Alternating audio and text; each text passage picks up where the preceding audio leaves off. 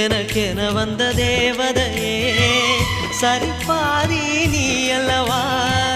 நடக்கையில் உந்தன் கூட வரும்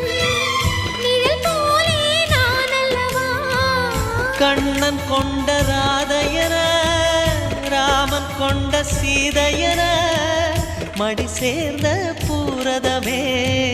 மனதில் வீசும் மாருதமே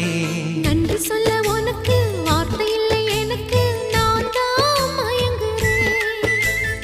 என்னுடைய மனச தந்துவிட்ட பிறகும் ஏம்மா கலங்குற